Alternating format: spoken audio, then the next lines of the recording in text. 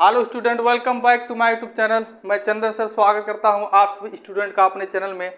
हमने आपको पढ़ा दिया है इंग्लिश स्पोकन में डे 1 डे 2। हमने आपको 2 वीडियो दे दिया है। ये हमारा तीसरा वीडियो होने वाला है, डे 3 का तीसरा वीडियो। इसमें हमने आपको पढ़ाना स्टार्ट कर दिया है इंग्लिश स्पोकन और ग्रामर।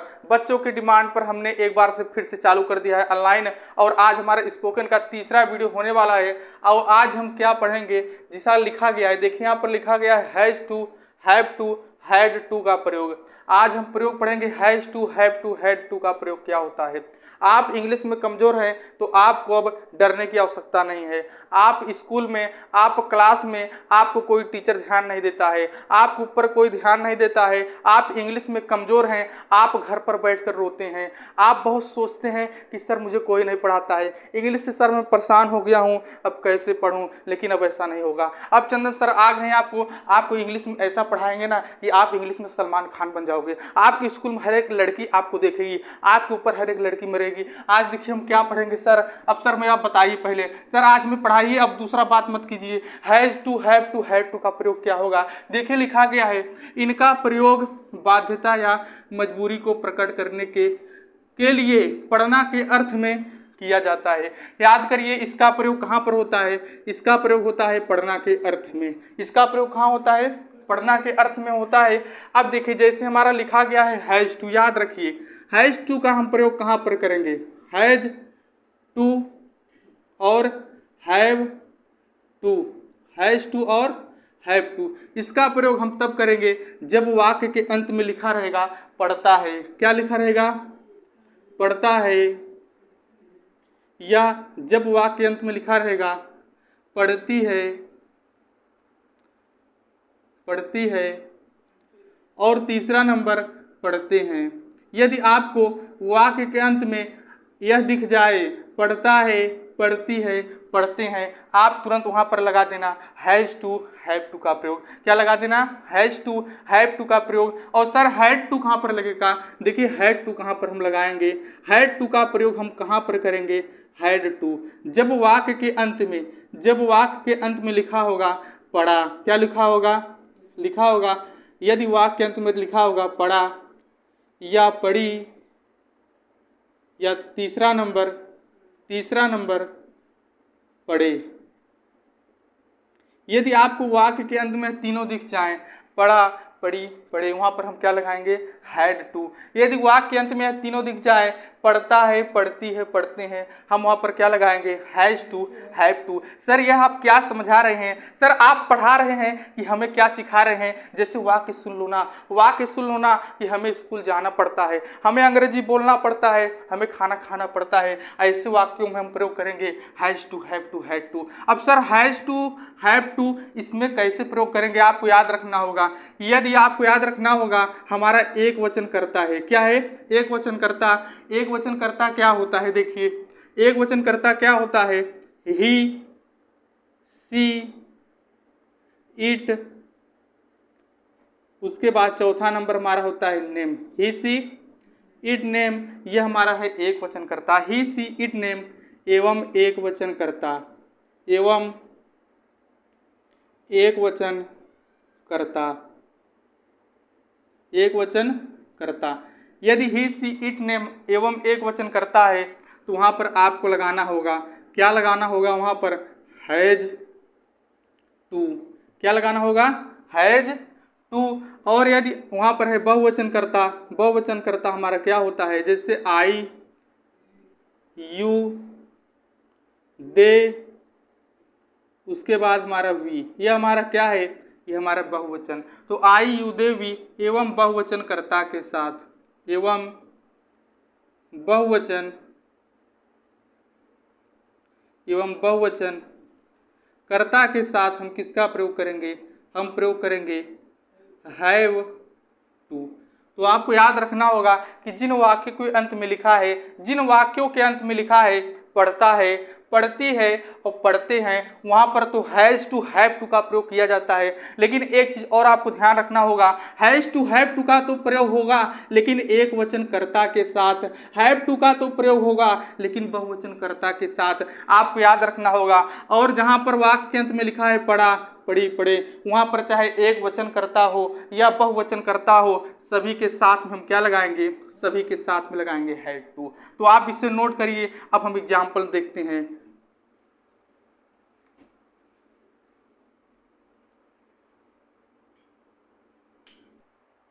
अब देखिए, आप सभी को पता चल गया कि हैज टू हैव टू हम तब लगाएंगे जब वाक्य के अंत में लिखा होता है पढ़ता है, पढ़ती है, पढ़ते हैं। और हैड टू का प्रयोग हम तब करेंगे जब वाक्य के अंत में लिखा होगा जैसे पढ़ा, पढ़ी, पढ़े। हमने आपको यहाँ पर कुछ एग्जाम्पल लिख रखा है। अब देखिए इनका ट्रांसलेशन क्या होगा। जैसे लिखा गया है कि उसे बाजार जाना पड़ता है, उसे बाजार जाना पड़ता है। अब देखिए यहाँ पर है पढ़ता है, क्या लिखा गया है, पढ़ता है। हम करेंगे हैज टू हैव टू का प्रयोग। उसे का इंग्लिश क्या होता है, उसे का इंग्लिश होता है ही। और ही, सी, इट नेम के साथ हम लगाएंगे हैज टू, लिखेंगे ही। उसके बाद हम क्या लिखेंगे, हैज टू। पढ़ता है का इंग्लिश लिखा गया है बाजार जाना, और बाजार जाना का इंग्लिश क्या होगा, हो जाएगा गो टू मार्केट। क्या होगा, गो टू मार्केट।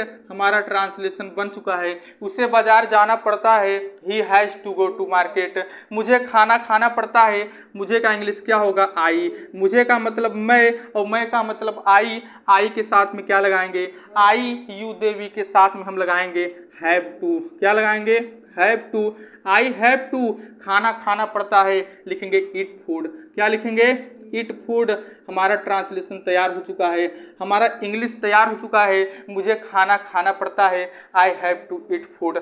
अगला नंबर, राम को स्कूल जाना पड़ता है, लिखेंगे राम। राम का इंग्लिश क्या होता है, राम लिखेंगे। और आप सभी को पता है ही, सी, इट नेम एक वचन होता है, तो राम क्या है, एक नेम है। और राम के साथ हम क्या लगाएंगे, हैज टू। क्या लगाएंगे, has to. Ram has to school जाना का इंग्लिश क्या हो जाएगा, गो टू स्कूल। क्या हो गया, गो टू स्कूल। हमारा ट्रांसलेशन बन चुका है, हो गया Ram has to go to school. Ram को स्कूल जाना पड़ता है। अगला ट्रांसलेशन क्या है, तुम्हें अंग्रेजी बोलना पड़ता है, तुम्हें अंग्रेजी बोलना पड़ता है। तुम्हें का इंग्लिश क्या हो जाएगा, हो जाएगा यू। क्या होगा, यू। यू के साथ में हम प्रयोग करेंगे हैव टू। क्या लगाएंगे, have to. You have to अंग्रेजी बोलना का स्पीक इंग्लिश। क्या होगा, स्पीक इंग्लिश। हो गया स्पीक इंग्लिश, स्पीक इंग्लिश। हमारा ट्रांसलेशन बन चुका है, ट्रांसलेशन बन गया है। लिखा है तुम्हें अंग्रेजी बोलना पड़ता है, you have to speak English. चलो एक बार सब लोग साथ में बोलो, साथ में बोलो, तुम्हें अंग्रेजी बोलना पड़ता है, you have to speak English. Rani को अंग्रेजी बोलना पड़ता है, Rani has to, Rani has to speak English. Shyam को अंग्रेजी बोलना पड़ता है, Shyam has to speak English. मुझे अंग्रेजी बोलना पड़ता है, I have to speak English. उन्हें अंग्रेजी बोलना पड़ता है, दे हैव टू इंग्लिश। क्या हो जाएगा, स्पीक इंग्लिश। तुम्हें अंग्रेजी बोलना पड़ता है, you have to speak English. अगला नंबर सर देखिए क्या लिखा गया है कि हमें कलम खरीदना पड़ता है, हमें कलम खरीदना पड़ता है। हमें का इंग्लिश क्या हो जाएगा, वी। वी का मतलब हमें या हम, वी। वी के साथ में क्या लिखेंगे, हम लिखेंगे हैव टू। क्या लिखेंगे, have to. We have to. अब कलम खरीदना का क्या होगा, बाई। बाई का मतलब खरीदना, हो गया we have to buy pen. Buy pen हो गया, हमें कलम खरीदना पड़ता है, we have to buy pen, we have to buy pen. उन्हें पानी पीना पड़ता है, उन्हें का इंग्लिश क्या हो जाएगा, दे। उन्हें का इंग्लिश क्या हो गया, दे। और दे के साथ में हम क्या, किसका प्रयोग करेंगे, हम प्रयोग करेंगे हैव टू। किसका प्रयोग, हैव टू। और पानी पीना का क्या होता है, ड्रिंक वाटर। पानी पीना का ड्रिंक वाटर हो गया, ड्रिंक वाटर मतलब पानी पीना। हमारा ट्रांसलेशन बन चुका है। लिखा गया है उन्हें पानी पीना पड़ता है, they have to drink water, they have to drink water. चलो एक बार सबको बोलना है, जितने सब्जेक्ट होते हैं सब्जेक्ट को ले लेकर के और 10 से 5 सेंटेंस बोलना है। जैसे तुम्हें अंग्रेजी बोलना पड़ता है, you have to speak English. यहाँ पर हो जाता कि मुझे अंग्रेजी बोलना पड़ता है, I have to speak English. उसे अंग्रेजी बोलना पड़ता है, he has to speak English. उन्हें अंग्रेजी बोलना पड़ता है, they have to speak English. अगला सेंटेंस, हमें कलम खरीदना पड़ता है, we have to buy pen, मुझे कलम खरीदना पड़ता है। I have to buy pen, उसे कलम खरीदना पड़ता है। He has to buy pen, Shyam को कलम खरीदना पड़ता है। Shyam has to buy pen, उन्हें पानी पीना पड़ता है। They have to drink water, मुझे पानी पीना पड़ता है। I have to drink water, तुम्हें पानी पीना पड़ता है। You have to drink water, अगला नंबर क्या हो जाएगा कि उन्हें पानी पीना पड़ता है। उन्हें का इंग्लिश लिखा गया है they have to drink water. देखिए आप कितनी आसानी से अंग्रेजी बोल रहे हैं, आप कितनी आसानी से अंग्रेजी सीख रहे हैं। अब धीरे धीरे आपका रफ्तार तेज हो जाएगा, आप इंग्लिश में बहुत तेज भागेंगे और पढ़ने लिखने में तेज हो जाएंगे। स्कूल में तहलका मचाएंगे, मास्टर परेशान हो जाएगा, मैडम आपकी दीवानी हो जाएगी। देखिए फिर हम बोलेंगे उसे बाजार जाना पड़ता है। He has to go to market, मुझे बाजार जाना पड़ता है। I have to go to market, उन्हें बाजार जाना पड़ता है। They have to go to market, मुझे खाना खाना पड़ता है। I have to eat food, उन्हें खाना खाना पड़ता है। They have to eat food, उससे खाना खाना पड़ता है। He has to eat food. ऐसे हजारों सेंटेंस बोल सकते हैं। अब अगला हम देखेंगे हैड टू का प्रयोग, तो चलिए इसे नोट करिए, तब देखेंगे हैड टू। अब देखिए हमारा हैज टू हैव टू का एग्जाम्पल हो गया। हम देखेंगे हैड टू का एग्जाम्पल। किसका एग्जाम्पल? Had to. जैसे हमारा पहला सेंटेंस दिया गया है कि रमेश को वहां जाना पड़ा। रमेश को वहां जाना पड़ा, बताइए रमेश का इंग्लिश हम क्या लिखेंगे? रमेश का हमारा इंग्लिश हो जाएगा रमेश। क्या होगा? रमेश। और आपको याद रखना होगा कि हैड टू का प्रयोग चाहे एक वचन करता हो, चाहे बहुवचन करता हो, चाहे जो करता हो, सभी के साथ में हैड टू लगाएंगे। क्या लगाएंगे? हैड टू का प्रयोग करेंगे। रमेश अब पढ़ा लिखा है तो लिखेंगे हैड टू। क्या लिखेंगे? Had to. Ramesh had to, कहें वहां जाना, हो जाएगा गो टू। क्या हो गया? Go to there. Go to there. There का मतलब क्या हो जाएगा? देयर का मतलब वहां होता है और हियर का मतलब यहाँ होता है। Ramesh had to go to there, Ramesh को वहां जाना पड़ा। रामू को दौड़ना पड़ा, हो जाएगा रामू हैड टू। क्या हो जाएगा? हो जाएगा Ramu had to. Ramu had to. दौड़ना का इंग्लिश क्या लिखेंगे? रन। क्या लिखेंगे? रन। हो गया। रामू को दौड़ना पड़ा, Ramu had to. Ramu had to run. मुझे क्रिकेट खेलना पड़ा, मुझे का इंग्लिश मतलब मैं, और मैं का इंग्लिश क्या होता है? आई। लिखेंगे I had to. I had to. और क्रिकेट खेलना का क्या हो जाएगा? Play cricket. क्या हो जाएगा? Play cricket. हो गया हमारा प्ले क्रिकेट। सेंटेंस तैयार हो चुका है, सेंटेंस आपके सामने बन चुका है और तीनों का इंग्लिश तैयार हो चुका है। मुझे क्रिकेट खेलना पड़ा, I had to play cricket. तुम्हें फूल तोड़ना पड़ा, तुम्हें फूल तोड़ना पड़ा, बताइए तुम्हें का इंग्लिश? यू। तुम्हें का इंग्लिश? यू। अब उसके बाद लिखेंगे हैड टू। क्या लिखेंगे? Had to. फूल तोड़ना का क्या हो जाएगा? Pluck flower. Pluck flower. लिखेंगे प्लक फ्लावर। क्या लिखेंगे? Pluck flower. हमारा इंग्लिश तैयार हो चुका, हमारा ट्रांसलेशन बन चुका है। तुम्हें फूल तोड़ना पड़ा, you had to pluck flower. You had to pluck flower. उसे गाली देना पड़ा, उसी का इंग्लिश क्या हो जाएगा? ही। क्या हो जाएगा? He had to. He had to. और गाली देना का सर क्या होता है? एब्यूज। एब्यूज का मतलब होता है गाली देना, हो जाएगा एब्यूज। क्या हो गया? एब्यूज। आप आसानी से इंग्लिश बोल सकते हैं, आप आसानी से ग्रामर सीख सकते हैं और इंग्लिश में महारत हासिल कर सकते हैं। उन्हें पैसा गिनना पड़ा, उन्हें पैसा गिनना पड़ा, उन्हें का इंग्लिश सर क्या होगा? दे। क्या होता है? They had. They had to. Sir गिनना को हम कहते हैं काउंट। क्या कहते हैं? Count. They had to count. क्या लिखेंगे? They had to count money. क्या लिखेंगे?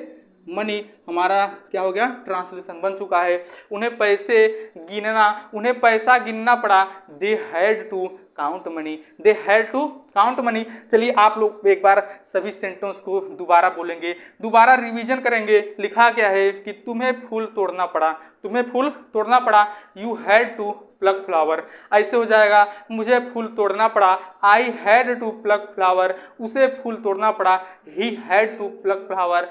उसके बाद क्या हो जाएगा कि उन्हें फूल तोड़ना पड़ा, उन्हें का English? They had to pluck flower. अगला नंबर बोलिए। उसे गाली देना पड़ा, ही हैड टू एब्यूज। है इधर देखो, उसे गाली देना पड़ा, ही हैड टू एब्यूज।